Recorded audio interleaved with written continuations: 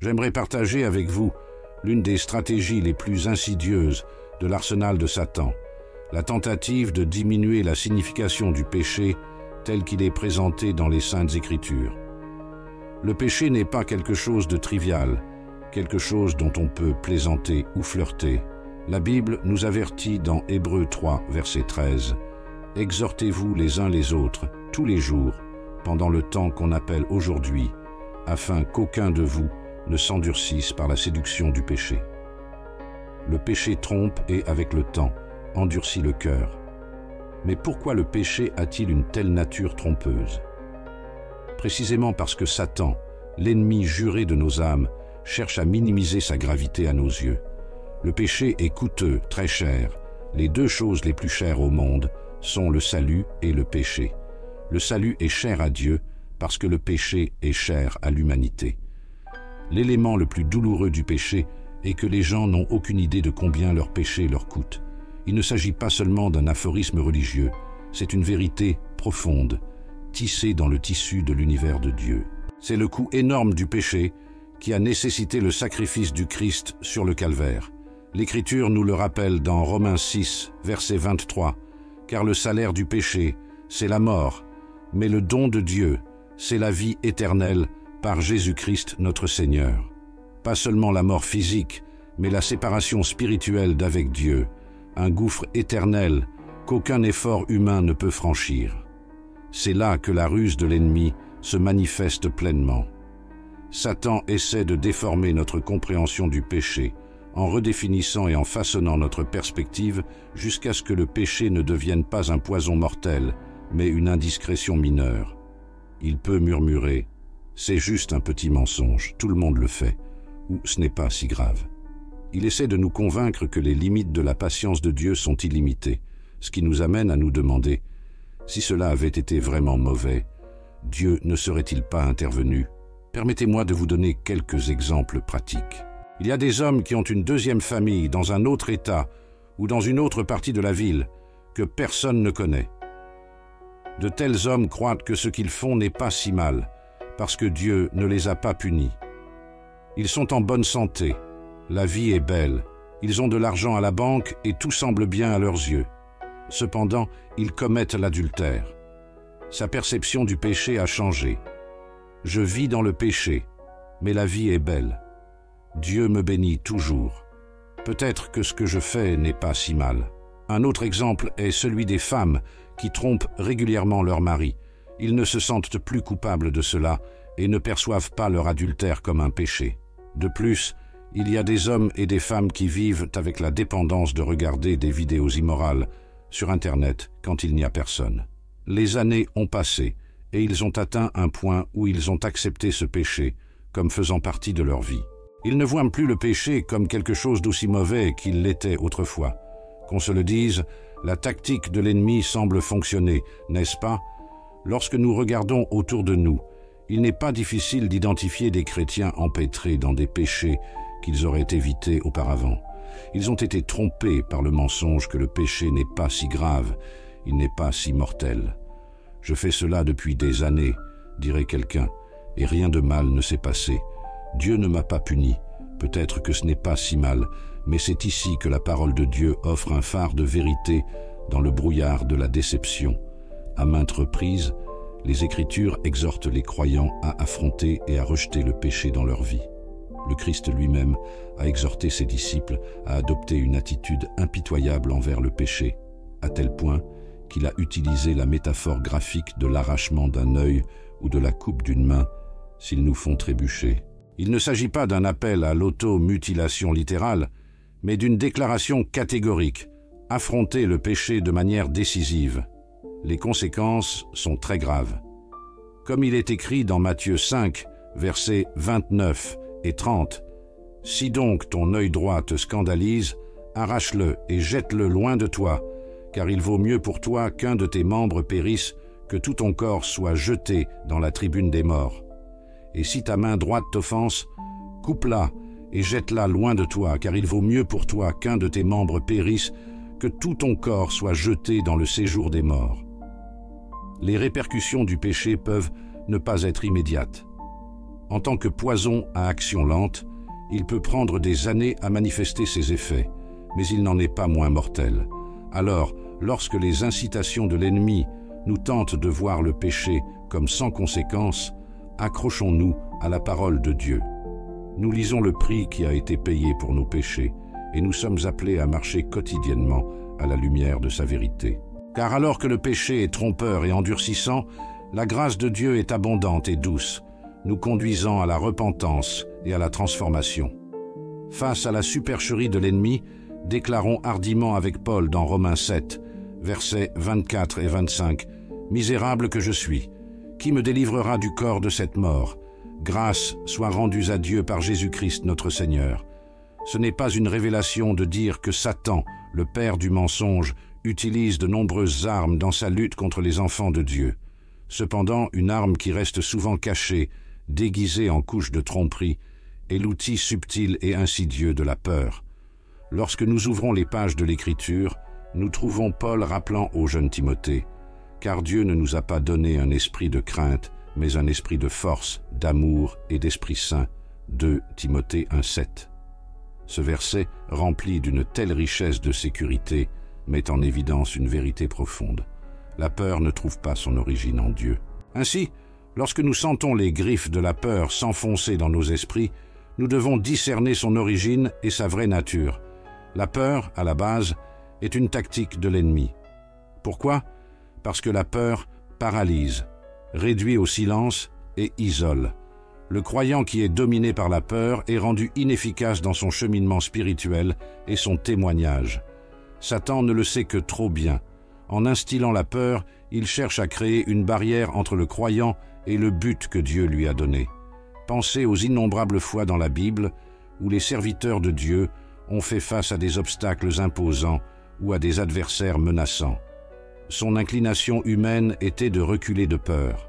Moïse, debout devant le buisson ardent, était plein de peur et d'insécurité. Les Israélites, pris au piège entre l'armée de Pharaon et la mer Rouge, étaient consumés par la peur. Même Pierre, lorsqu'il est sorti de la barque pour marcher sur l'eau, a commencé à couler sous la peur qui l'envahissait. Dans tous ces cas, la peur a cherché à détourner le plan de Dieu et à diluer la puissance de la foi. Pourtant, dans toutes les circonstances où la peur surgissait, le message de Dieu était cohérent. Ne craignez pas. Il ne s'agit pas d'un simple réconfort, mais d'un commandement, d'une exhortation à reconnaître la peur pour ce qu'elle est, une illusion, un écran de fumée, une distraction. Le plus grand mensonge de la peur est la suggestion que nos circonstances sont plus grandes que notre Dieu, que nos problèmes sont insurmontables et que nous sommes seuls dans nos batailles. Mais en tant que croyants, nous avons l'assurance que celui qui est en nous est plus grand que celui qui est dans le monde. 1 Jean 4, verset 4. Faites confiance au Seigneur, quelle que soit l'ampleur de votre problème ou votre situation désespérée. Dieu a des ressources dont vous et moi ne savons rien. L'antidote de Dieu à la peur est triple, comme Paul le souligne à Timothée. Il nous donne la puissance, l'amour et un esprit saint. Le pouvoir de résister aux ruses de l'ennemi, l'amour de surmonter tous les doutes et les insécurités, et un esprit saint pour comprendre et relever les défis. La peur, aussi puissante qu'elle puisse paraître, s'effrite lorsqu'elle est comparée à la puissance pure de la promesse de Dieu. Le croyant ancré dans le Christ est protégé des effets débilitants de la peur. Alors, la prochaine fois que les ombres de la peur commenceront à s'insinuer, souviens-toi des paroles de Paul à Timothée. Reconnaître la peur comme une tactique ennemie, un outil conçu pour détourner, diluer et décourager. Mais rappelez-vous aussi que nous avons été dotés de puissance, d'amour et d'un esprit saint. Nous avons l'assurance de la présence de Dieu et l'assurance de ses promesses. Face aux tempêtes de la vie et aux stratégies de Satan, proclamons avec audace, avec le psalmiste dans le psaume 27, 1. Le Seigneur est ma lumière et mon salut. Qui aurais-je peur? Le Seigneur est la force de ma vie. De qui aurais-je peur? Dans la tapisserie complexe de la vie, où les fils de la joie, du chagrin, de l'épreuve et de la victoire sont entrelacés, il y a une force subtile mais persistante qui essaie de détourner notre regard du dessein éternel de Dieu pour nous. Cette force, L'adversaire connu sous le nom de Satan emploie l'une de ses stratégies les plus efficaces, l'art de la distraction. Considérez un instant le vaste panorama de votre vie. Combien de fois vous sentez-vous consumé par l'urgent, mais pas nécessairement l'important? Combien de fois les soucis de ce monde, les finances, les relations, les aspirations et même les déceptions éclipsent-ils les vérités et les promesses éternelles de Dieu? Les Écritures nous rappellent à maintes reprises la nature transitoire de notre existence terrestre.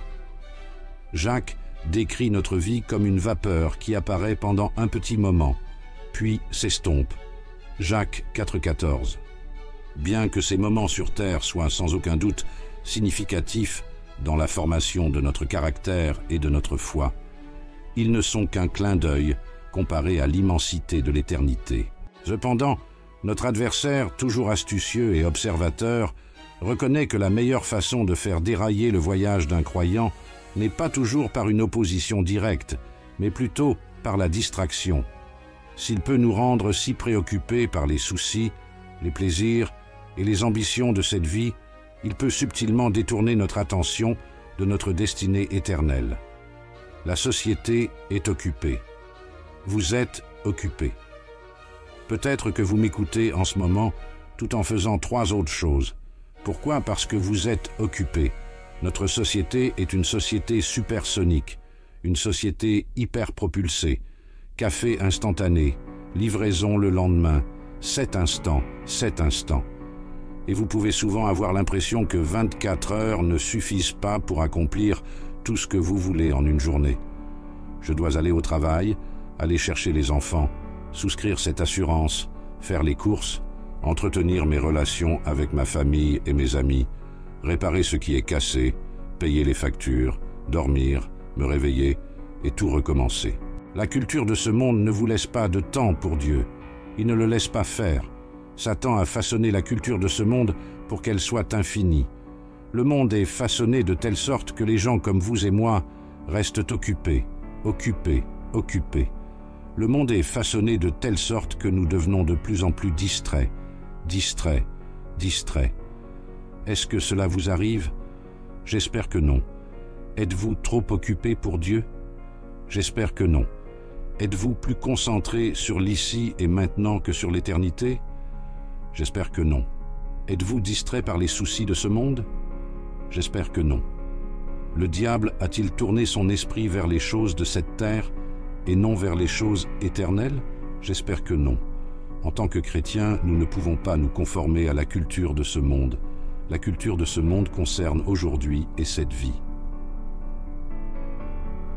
Romains 12:2 nous dit « Ne vous conformez pas à ce monde, mais soyez transformés par le renouvellement de votre intelligence, afin que vous éprouviez quelle est la volonté de Dieu, bonne, agréable et parfaite. » Le diable, étant le Dieu de ce monde, a construit une culture, une société qui attire l'humanité à penser que cette vie est tout ce qu'il y a. 2 Corinthiens 4:3-4 dit « Mais si notre évangile est voilé, il est voilé à ceux qui périssent, en qui le Dieu de ce monde a aveuglé l'esprit des incroyants, afin que la lumière de l'évangile de la gloire du Christ, qui est l'image de Dieu, ne brille pas sur eux. Le message de l'évangile vous confronte à la réalité que vous mourrez et serez jugés par un Dieu éternel. Le message de l'évangile en atteste, et l'une des façons dont le diable cache ce message est de garder une personne trop occupée pour Dieu. Ce monde ne veut pas que vous soyez prêts pour le plus grand engagement de votre vie. Il y a un engagement que tous les hommes et toutes les femmes doivent tenir, et cet engagement est envers Dieu. La Bible nous le dit clairement dans Hébreux 9:27, « Et comme il est réservé aux hommes de mourir une seule fois, mais après cela, le jugement. » Vous ne pouvez pas éviter ce sujet. C'est une chose à laquelle tous les hommes et toutes les femmes doivent faire face. Alors je demande à nouveau, êtes-vous prêt à rencontrer Dieu? Êtes-vous prêt? Oui, vous avez préparé votre plan de retraite. Oui, vous avez préparé l'avenir de vos enfants. Mais vous préparez-vous à rencontrer Dieu? Ne voulez-vous pas être prêt à rencontrer Dieu? Ne voulez-vous pas être prêt pour ce jour quand il arrivera? Les anges enchaînés sont ceux qui ont péché et ont quitté leur propre demeure dans le ciel. Maintenant ils sont enchaînés dans les ténèbres et dans de sombres cachots. Ce concept d'ange enchaîné est fascinant et donne à réfléchir, et il nous enseigne des leçons importantes sur la justice, le jugement et la miséricorde de Dieu. La vérité est que la Bible ne détaille pas l'origine des anges déchus ou ce qui a causé le péché de ces saints anges. De plus, même la chute de Lucifer est entourée de mystères. De nombreux érudits croient qu'Ésaïe 14, 12 à 17 décrit la chute de Lucifer, le plus grand de tous les anges. Et même alors, on ne nous donne pas beaucoup de détails sur sa chute et les événements qui ont conduit à sa rébellion. Bien que ce sujet des anges et de Lucifer soit enveloppé de mystères, il y a des choses dont nous sommes sûrs. À ce moment-là, il y a un groupe d'anges, dont nous ne connaissons pas le nombre, qui sont enchaînés dans le Tartare. Tartarus est un mot grec pour le monde souterrain. Ce mot grec particulier n'est utilisé qu'une seule fois dans le Nouveau Testament et n'a aucune référence au destin ultime des méchants ou de l'enfer. Certains érudits bibliques pensent que le Tartare pourrait être une section spéciale de l'enfer. Ils croient que le Tartare est peut-être le même endroit que l'abîme ou l'abîme. Cependant, il y a un consensus général parmi les érudits sur le fait que le Tartare n'est pas le même endroit où les humains méchants seront traduits en justice. 2 Pierre 2, 4 à 6 nous dit « Car si Dieu n'a pas pardonné aux anges qui ont péché, mais qu'il les ait jetés dans la géhère, et qu'il les ait livrés dans les chaînes des ténèbres, et qu'il ait été réservé au jugement, et il ne pardonna pas à l'ancien monde, mais garda Noé, le prédicateur de la justice, avec 7 autres personnes, lorsqu'il fit venir le déluge sur le monde des méchants, et il condamna les villes de Sodome et de Gomorrhe à la destruction, les réduisant en cendres, les mettant pour ceux qui vivaient impies. Tout d'abord, nous devons reconnaître que les anges déchus ont été créés par Dieu pour le servir. Ils n'étaient pas initialement mauvais ou pécheurs, mais ont choisi de se rebeller contre un Dieu saint et de poursuivre leurs propres désirs. Cette rébellion a conduit à leur chute et à leur punition, étant chassés du ciel et confinés dans un lieu de ténèbres et de souffrance. Le contexte de 2 Pierre 2,4 suppose la réalité de la proposition de Pierre. Il est vrai que Dieu n'a pas épargné les anges qui ont péché. Il s'agit de la première de 3 comparaisons avec le passé. Les 2 autres jugements sont la génération de Noé et Sodome et Gomorrhe. Si Dieu a puni les anges qui ont péché, il punira certainement les gens qui ont apostasié à l'époque de Pierre, et aussi à notre époque. Si Dieu n'a pas épargné les anges déchus et ne leur a pas infligé de châtiment, il ne manquera certainement pas de juger les pécheurs. Sauver porte l'idée de s'abstenir ou d'éviter. Il est incapable de se détourner du jugement, puisqu'il fait partie intégrante de sa nature divine, étant l'incarnation de la justice. L'essence et les principes de Dieu restent inchangés. Lié par sa nature immuable, Dieu n'a aucune flexibilité dans ses relations avec lui-même. Par conséquent, Dieu est obligé de juger le péché de manière cohérente, soit sur les individus directement, soit sur ceux qui rejettent dans sa disposition pour la peine du péché. Attiré par le péché, Jude 1,6 dit « Et les anges qui n'avaient pas gardé leur premier état, mais qui avaient quitté leur propre demeure, il les garda dans les ténèbres et dans les chaînes éternelles jusqu'au jugement de ce grand jour. » Cela nous enseigne une leçon importante sur le péché. Le péché peut sembler attrayant et désirable sur le moment, mais il conduit toujours à la destruction et au châtiment. Les anges déchus étaient autrefois des êtres glorieux et puissants, mais leur rébellion contre Dieu a conduit à leur chute et à leur souffrance éternelle. Ils occupaient des postes d'autorité dans le domaine spirituel, mais ils allaient à l'encontre de la volonté du Seigneur. Ces anges déchus ont fait exactement ce qu'Adam et Ève ont fait lorsqu'ils étaient dans le jardin d'Éden. Adam et Ève ont perdu leur position dans le jardin d'Éden lorsqu'ils ont fait ce que Dieu leur avait ordonné de ne pas faire. Genèse 3, 23 à 24 nous dit « L'Éternel Dieu le jeta hors du jardin d'Éden pour cultiver le pays d'où il avait été pris. Et quand il eut chassé l'homme, il plaça des chérubins à l'orient du jardin d'Éden et une épée enflammée qui allait tout autour pour garder le chemin de l'arbre de vie. Les anges déchus que nous regardons aujourd'hui ont également perdu leur position lorsqu'ils ont péché. C'est l'une des vérités les plus importantes de Dieu. Dieu juge toujours le péché. Dieu juge le péché à chaque fois. S'il ne jugeait pas le péché à chaque fois, il serait un menteur. Et s'il était un menteur, il n'est pas Dieu. Fondamentalement, Dieu juge le péché à chaque fois. De plus, cela devrait servir de rappel humble que Dieu ne fait pas exception de personne. Si Dieu a jugé les anges, qui sont supérieurs aux hommes à bien des égards, il jugera certainement l'humanité rebelle. Dieu a une tolérance zéro pour la rébellion. Dieu a une tolérance zéro pour toute forme de péché. Romains 1,18 dit « Car la colère de Dieu s'est manifestée du ciel sur toute impiété et toute injustice des hommes qui tiennent la vérité dans l'iniquité. » Dieu a une tolérance zéro pour la rébellion. Dieu a une tolérance zéro pour toute forme de péché. Chaque péché qu'une personne a jamais commis sera puni directement sur la personne qui a commis ces péchés.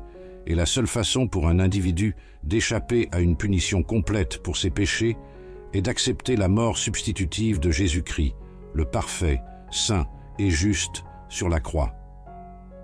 Deuxièmement, le concept des anges tombant enchaînés nous rappelle la justice et la droiture de Dieu. Même les êtres les plus puissants et les plus privilégiés sont soumis au jugement et au châtiment de Dieu lorsqu'ils se rebellent contre lui. La justice de Dieu est parfaite et impartiale, et il ne laissera pas le péché impuné. Cela devrait nous réconforter, sachant que Dieu est aux commandes et que la justice prévaudra à la fin. Ce monde est plein d'hommes et de femmes maléfiques.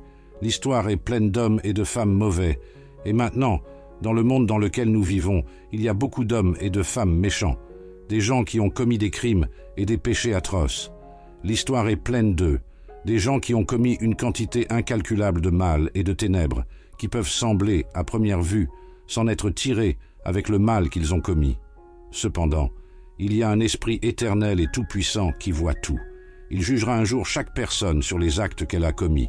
Il jugera un jour chacun de ses anges enchaînés, ceux qui se considèrent puissants, influents et forts.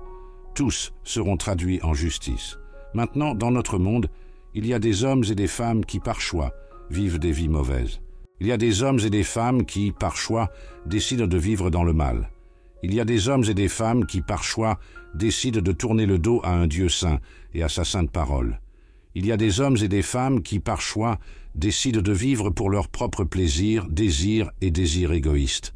Il y a des hommes et des femmes qui, par choix, décident de rejeter et de haïr Dieu, même s'ils savent qu'il est vrai et vivant, et continuent leur vie en pensant qu'ils s'en sont tirés. C'est l'un des défauts de l'être humain. Parfois, nous pensons que si les conséquences de nos actions ne nous sont pas confrontées immédiatement, nous nous en tirons d'une manière ou d'une autre avec notre méchanceté. 2 Pierre 2,4 et Jude 1,6 parlent d'anges qui ont commis un péché autre que celui de Lucifer. Ces anges n'ont pas essayé de prendre la place de Dieu et n'ont pas suivi le diable. L'orgueil était le péché de Lucifer, et il l'a fait tomber. Lucifer a été chassé du ciel et envoyé sur terre, mais la Bible dit que ces anges étaient enfermés dans l'abîme. Ils ont dû commettre un péché terrible. Certains soutiennent même que ce qu'ils ont fait aurait pu être pire que les crimes de Lucifer. La Bible dit qu'ils ont été livrés dans des chaînes de ténèbres. Si Satan peut errer librement pour tromper les gens, et que ces anges sont tenus à l'écart de la surface de la terre, on peut facilement conclure que ces anges mystérieux ont reçu un châtiment plus sévère que Lucifer. La question qui a tourmenté de nombreux érudits est la suivante. Pourquoi Dieu ne leur a-t-il pas permis d'errer sur la terre, tout comme Satan? Ces anges sont plutôt piégés dans de sombres chaînes de ténèbres, recevant une punition différente de celle de Lucifer. Qui sont ces anges et quelles actions ont conduit à leur châtiment sévère?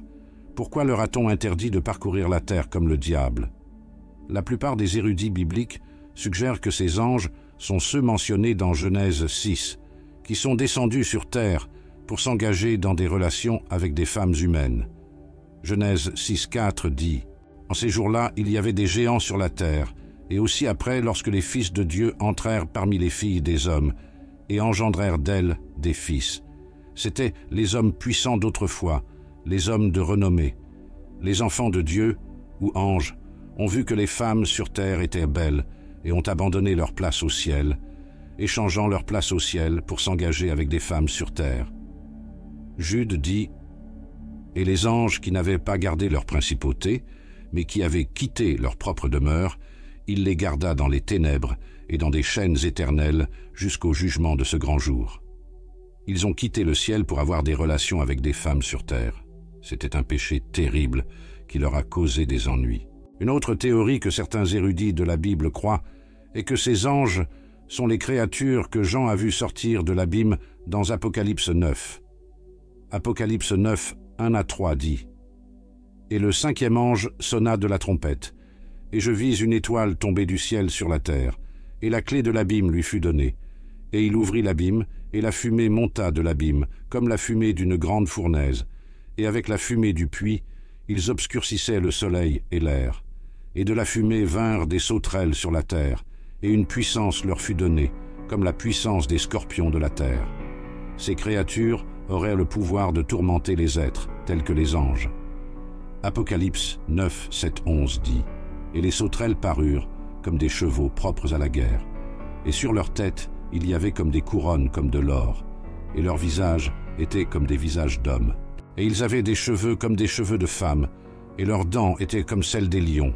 Et ils avaient des cuirasses comme des cuirasses de fer, et le bruit de leurs ailes était comme le bruit des chars de nombreux chevaux qui couraient au combat. Et ils avaient des queues comme celles des scorpions, et il y avait dans leur queue leur pouvoir de nuire aux hommes pendant 5 mois. Et ils avaient sur eux un roi, l'ange de l'abîme, dont le nom en hébreu est Abaddon, et en grec Apollyon. Le chef de ces créatures, décrites dans Apocalypse 9, 11, dont le nom est Abaddon en hébreu et Apollyon en grec, signifie le destructeur. Il est important de comprendre que cet Apollyon n'est pas Satan. Il pourrait potentiellement être l'un de ces anges piégés dangereux. Il existe de nombreuses théories et questions sur ces anges, et la vérité est que personne ne connaît vraiment les réponses, en raison du manque d'informations à leur sujet. Au mieux, nous ne pouvons que théoriser et émettre des hypothèses sur ces anges. Cependant, ce que nous savons avec certitude, c'est que Dieu juge toujours le péché et la rébellion. Dans les pages de la vie, au milieu des coups de vent et des murmures, il y a une vérité constante qui brille avec l'intensité de 1000 soleils. Cette vérité, ce fait indéniable, c'est que vous comptez énormément pour Dieu. Depuis l'aube de la création jusqu'à ce moment précis, le récit scripturaire tisse une histoire de protection divine, un témoignage de la sollicitude incessante de Dieu pour son peuple. C'est comme si chaque page, chaque mot, faisait écho au cœur du Créateur en disant « Vous comptez, vous comptez, vous comptez pour moi ». La protection de Dieu n'est pas une promesse passagère, mais une présence perpétuelle, vous enveloppant de bras qui ne se lassent jamais, ne manquent jamais. En période de trouble, en période d'incertitude, rappelez-vous que vous n'êtes pas oublié, que vous n'êtes pas abandonné, car vous êtes profondément aimé et protégé par un Dieu dont l'amour ne connaît pas de limites. C'est pourquoi, alors que vous vous frayez un chemin à travers les vallées et que vous gravissez les plus hautes montagnes, laissez cette vérité profonde ancrer votre âme. La protection de Dieu est votre héritage. Vos soins sont votre compagnon de tous les instants. Il n'y a pas d'ombre que ta lumière ne puisse atteindre, pas de profondeur où ton amour ne puisse te trouver. Dans chaque épreuve, dans chaque triomphe, le Créateur de l'univers est avec vous, pour vous, vous rappelant votre valeur. Aux yeux de Dieu, vous, bien-aimés, vous êtes un joyau précieux dans la couronne du Tout-Puissant, un témoignage de sa grâce et de sa puissance. Dans le grand récit de l'éternité, votre histoire compte, votre vie compte, parce que vous comptez pour Dieu. Vous ne comptez peut-être pas pour ce monde ou pour quiconque autour de vous, mais pour Dieu, vous comptez. Dans un sens plus large, les anges sont considérés comme des serviteurs de Dieu. Ce sont eux que Dieu envoie pour accomplir des tâches à la fois dans le ciel et sur la terre. La Bible contient de nombreux récits et enseignements sur les anges. Dans notre foi, les anges jouent un rôle important dans nos vies et nos familles, ainsi que dans tous les domaines de notre existence. En m'écoutant maintenant, il est fort possible qu'au moins un ange soit présent dans votre maison. N'est-ce pas merveilleux? Le psaume 91, 11 à 12 dit « Car il commandera à ses anges de te garder dans toutes tes voies. Ils te tiendront dans leurs mains, afin que tu ne te heurtes pas le pied contre une pierre. Le président a le département des services secrets qui le protège, les meilleurs humains qui veillent sur lui. Mais vous, d'un autre côté, avez des anges secrets qui veillent sur vous, vous protègent. N'est-ce pas merveilleux? Qu'est-ce que cela vous fait de savoir que vous comptez pour Dieu? Il se peut que vous ne vous sentiez pas important dans ce monde et que vous soyez réduit à un simple numéro de sécurité sociale aux yeux du gouvernement. Mais vous êtes important pour Dieu. Il vous apprécie tellement qu'il a envoyé son Fils unique pour que vous puissiez passer l'éternité avec lui. De plus, pendant que vous êtes sur cette terre, les anges de Dieu veillent sur vous. Certaines églises promeuvent une fausse doctrine qui tente de nier l'existence des anges ou de quoi que ce soit de surnaturel. Cependant, il n'est pas sage de négliger cette réalité, car la Bible nous informe clairement sur l'existence authentique et tangible des anges. Il y a des moments où Dieu a envoyé des anges pour des travaux spéciaux. Dieu a envoyé des anges à Lot. Lot était le neveu d'Abraham, et ils se sont séparés. Lot se rendit à Sodome et Gomorrhe, où le péché des habitants de ces villes était si grand que Dieu décida de les détruire. Des anges ont été envoyés pour avertir Lot de la ruine imminente et guider Lot et sa famille hors de la ville. Genèse 19, 1 nous dit: Le soir, 2 anges vinrent à Sodome, et Lot s'assit à la porte de Sodome, et quand Lot les vit, il se leva à leur rencontre et se prosterna le visage contre terre. La tâche principale de ces anges était de guider la famille de Lot hors de la ville, destinée à la destruction. Genèse 19, 16 révèle encore: Et comme s'il tardait, ces hommes le prirent par la main, et par la main de sa femme, et par la main de ses 2 filles, l'Éternel étant miséricordieux envers lui, et le fit sortir de la ville. Les anges du Seigneur ont aidé la famille de Lot à s'échapper de la ville et à être sauvés de sa destruction. Tout comme à l'époque, nulle part dans la Bible, il n'est dit que Dieu a cessé d'utiliser des anges pour protéger, guider et diriger son peuple. Ces anges sont toujours présents autour de vous, ne vous quittant jamais des yeux. Il y a un ange dans votre maison. Dans le rêve de Jacob, il a vu des anges monter et descendre une échelle. Parfois, nous ne sommes pas conscients de la signification de ce rêve. Le haut de l'échelle représente le Seigneur Dieu lui-même. Cela signifie que ces anges se déplacent constamment entre le ciel et la terre, accomplissant les tâches qui leur sont assignées. Ils sortent continuellement de la présence de Dieu pour accomplir ce qui leur a été commandé de faire. L'une de vos responsabilités est d'assurer votre sécurité et celle de votre famille. Les anges sont toujours présents dans votre maison, veillant sur vous. Dieu les a envoyés pour être avec vous. Malheureusement, nous ne sommes souvent pas conscients des situations dangereuses que ces anges ont empêché de se produire, et nous avons donc tendance à prendre leur existence pour acquise. Il se peut que nous ne voyions pas toutes les fois où ils sont intervenus et nous ont protégés des dangers imminents et des circonstances dangereuses. C'est pourquoi nous ignorons parfois leur présence. Mais la Bible confirme sa réalité. Il nous dit que les anges sont des esprits tutélaires qui veillent sur nous. Il se peut qu'il y ait un ange dans votre maison.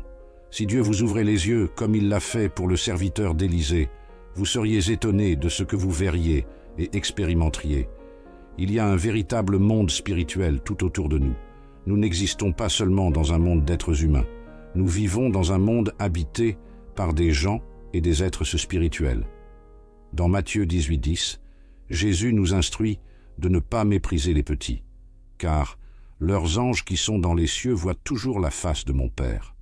Cela met l'accent sur le fait qu'il y a des anges chargés de prendre soin et de protéger les enfants de Dieu. Ces anges ont un accès constant à la présence de Dieu dans le ciel. Soyez donc assurés que vous et votre famille êtes sous la garde vigilante des anges de Dieu. Ils sont présents dans votre vie et votre maison, assurant votre bien-être et vous protégeant du mal. Vous pouvez trouver du réconfort et de la paix en sachant que Dieu les a envoyés pour être avec vous et vous protéger de tout mal qui pourrait survenir. Confie-toi en ta divine providence et repose-toi, car les anges veillent sur toi. Ésaïe 54:17 dit « Aucune arme formée contre toi ne prospérera, et tu condamneras toute langue qui se lèvera contre toi en jugement. C'est là l'héritage des serviteurs du Seigneur, et leur justice vient de moi, dit le Seigneur. » Le contexte de ce verset est crucial pour comprendre sa signification. Il s'adresse au peuple d'Israël qui vient de rentrer de la captivité babylonienne. C'était un peuple brisé et vaincu, après avoir enduré des années de souffrance et d'épreuves. Mais dans ce chapitre, Dieu promet de les restaurer, de les faire prospérer et de prospérer à nouveau. Il promet de reconstruire leurs villes et leurs murailles, d'augmenter leur nombre et d'en faire une grande nation. Et au milieu de cette promesse, Dieu jure qu'aucune arme forgée contre eux ne prospérera. Ce n'était pas seulement une promesse de protection physique, mais aussi de protection spirituelle. Dieu leur assurait que, malgré leurs ennemis, ils resteraient victorieux parce qu'il était avec eux.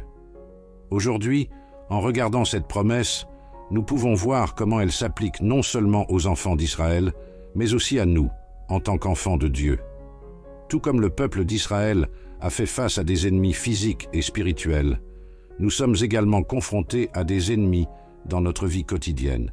Ésaïe 54, 17 nous dit « Aucune arme formée contre toi ne prospérera, et tu condamneras toute langue qui se lèvera contre toi en jugement. » C'est là l'héritage des serviteurs du Seigneur, et leur justice vient de moi, dit le Seigneur.